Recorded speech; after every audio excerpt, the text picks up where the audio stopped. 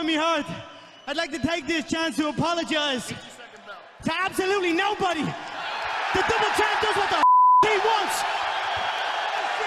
Alright, hello YouTube, it's the Nightwing Way of Life Esports coming at you guys with another League of Legends video. Here to talk to you guys about the LEC Week 6 thoughts and opinions, Spring Split 2020. I know I flip that around every single week. I will definitely get it down pat at some point. We are almost done with the first half of the Spring Split for the LEC, being at week 7 coming up this week. There's literally 2 more weeks of gameplay and then playoffs. Overall, the LEC has looked rather interesting. You know what I mean? There has been some pretty bad games. There's been some pretty good games. Is it better than watching the LCS? I mean, that is a matter of opinion at the end of the day, because I can clearly tell you some dog shit games I've been watching in the LEC. Like anything that involves SK Gaming, Schalke, or Vitality is just bad. Like these 3 teams are just horrible, and no, they would not be top tier in North America. Like, these teams wouldn't be top tier in North America for several different reasons. One, they're all not good, and you can't just take somebody who's not good, plug them into a place where there is also better teams than them and expect them to do better. That will literally just not work, and I don't understand where that mentality comes from. Is you would take already dog shit teams and who are also not good, and then put them in another region where there's already better teams than these 3, and then expect them to be at the top of the tables. No, that would actually not work. I don't know where that argument comes from. It's like taking Jin from last year, who went 0-18 in the LCK, and put them in the LCS, and people have the nerve and balls to tell me they would be top tier in LCS. No, they would not. Like, if you were 0-18, there was no redeeming qualities about you in general. And literally looking at SK, Schalke, and Vitality, these guys have literally combined out of their wins 5. That is the most out of what an LCS team going into playoffs is like. So no, they are not good. They would not make it in LCS. Just, I know people like to say, oh, in LCS they would be top tier. No, they wouldn't. No, they would not. Like, just they wouldn't. They're fucking trash at the end of the day, you know? So, last week, we had a fair bit amount of games. You had Rogue playing Excel. Excel have been falling down in the standings, actually. They're currently in 7th place.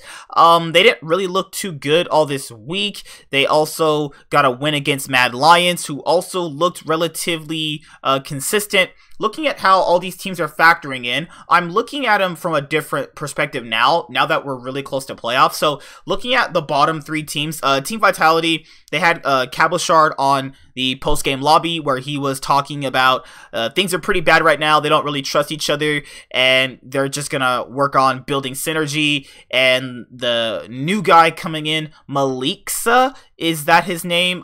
Should be coming in very soon, or if not, you know, next split where they can just start to rebuild.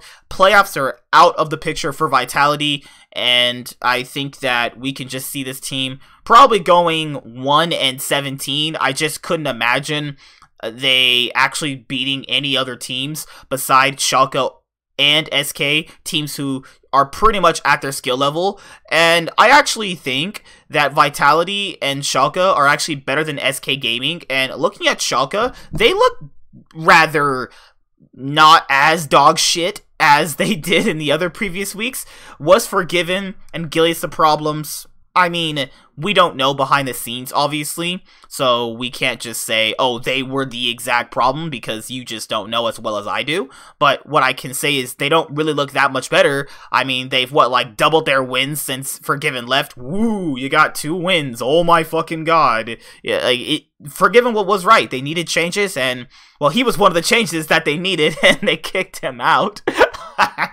And they still haven't won any more games with him there. They've literally won 2 games since he left. They have looked a little bit better, though, and I will give them a little bit of credit. They have looked better, but you can see, like, right now it's just too late. Spring Split's over. Let them build for summer. Who I actually think is the 10th place team in the LEC is SK Gaming. I don't know what their goal is when they play. Their best players are Sakurai and Crownshot, and Those guys are average at the end of the day. They look like they just go on stage, load up, lose, and then get off. That's what the feeling I get from them. I don't understand what is their end goal. You know, SK just look really bad. They literally get on stage, load up, know they're gonna lose, they're mentally done, they're fried, their brains are just cooked chicken, like Gordon Ramsay said in one of his memes. They're just done. They get on stage, load, and lose. Unlike Schalke and Vitality, who actually get on stage and at least try, they just get on stage and lose. So in my own personal rankings, Vitality and Schalke are above SK. SK Gaming is 10th place for me. This team is dog shit. Alright, let's go to actual teams who want to actually make playoffs and make a name for themselves, other than SK Gaming garbage. Alright, XL Esports, 1-1 this week. You know, we see some issues with them. They can't really beat top tier teams, but they can beat teams that are lower than them or around equal skill level, like Mad Lions they can beat, but they lost to Rogue, and you can see where they have a lot of these issues. I think that Kadril has looked really good, and I think he's one of the more better junglers in the LEC, but the issue of Excel is they have a team that can excel at certain things, but they don't have a team that can really play at that real top tier level yet. But it's getting there. You can see the improvement week to week. You can see them working on things where you can see them doing this in scrims, and then you can see them obviously putting this into place on the stage. Mad Lions has looked pretty interesting. Most of the roster of rookies, as we talked about earlier on this year, have actually looked pretty good. I think that looking at Mad Lions right now, Karzi, Shadow, and what's the other guys' names? I cannot remember these guys' names, but they're actually looking pretty good so far. I really liked what they've shown me. They even beat Fnatic, so that means they know how they can beat a top tier team, and that's what I can say better about Mad Lions more than Excel, is that they actually can beat top tier teams like G2 and Fnatic, while Excel kind of really struggle against them, which is something to say about why Mad Lions are better and pretty much are in that 6th place spot right now. I think we have our playoff teams: Mad Lions, Rogue, Misfits, G2, Fnatic, and Origin. I mean, if these were our playoff teams, I'd be pretty much okay with that.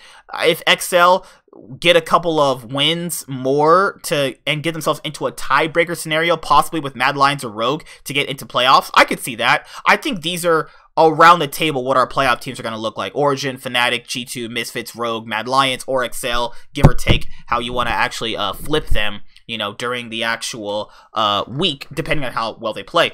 Misfits lost to Fnatic, but looked pretty good in their other win.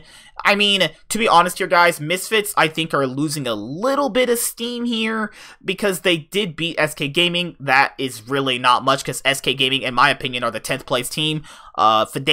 Fnatic did beat them pretty convincingly, and I'll speak about Fnatic in just a moment here, but I personally think Fnatic is actually a little bit better than G2 right now. It's sad for me to say this right now, but yes, Fnatic have been looking like the best team in the LEC. They have a lot of good things going for them. I think that Bwipo and Alfari for top laners are my MVPs of the split. I think Bwipo has actually played absolutely incredible, looking at how he's actually been, you know, getting solo kills, map pressure, roaming for a lot of team fights, objective control, lane pressure. I think he's done literally everything perfect that an MVP can.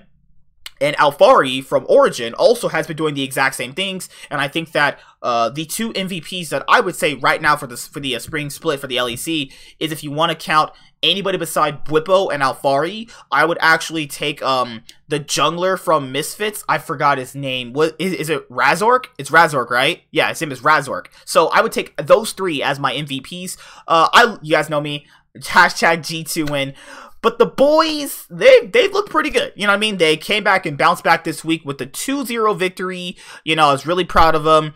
We have some stuff to work on still, so that's also a thing. I mean, they beat the worst teams in the league, SK Gaming and Vitality, but they show that they're still really strong, and that if they want to be the best team in the LEC, they can easily still be that, and we saw that this week. But next week, they have their toughest battle yet so far, as we still are in the spring split. G2 have to face Origin and also have to face Fnatic. You get the El Clasico matchups. You get the rematch of last year's spring split final and then the previous spring split final when G2 first entered the league in 2016. Then you get the all star-studded rivalry in Europe. The two iconic franchises, G2 versus Fnatic.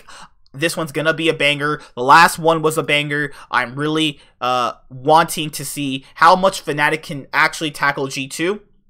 And I want to see how much Fnatic can really hold their own against G2 at this current point in time, because they do look better than the last time, and they have been improving, and I think that right now they are the best looking teams in the LEC so far.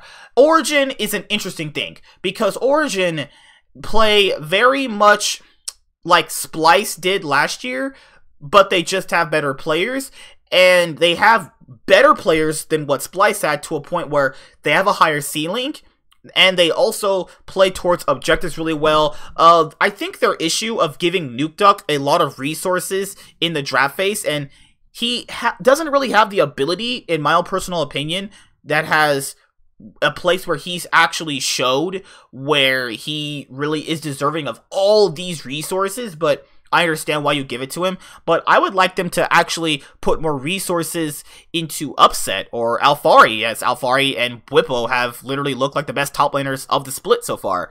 And the issue of Origin comes from how strong their bot lane can be, and I think that when you factor in how they're gonna face against G2, the last time it wasn't even close, man. Like, they just clapped them. So let's see what's going to happen with G2 this week. Hopefully they go 2-0. We're going to have some really good matches with them. They literally face Origin and Fnatic. These are the other top two teams in the league. I think that Misfits are actually slowing down and, you know, showing a little bit of weaknesses, but still overall pretty much a clear-cut favorite to at least get into playoffs.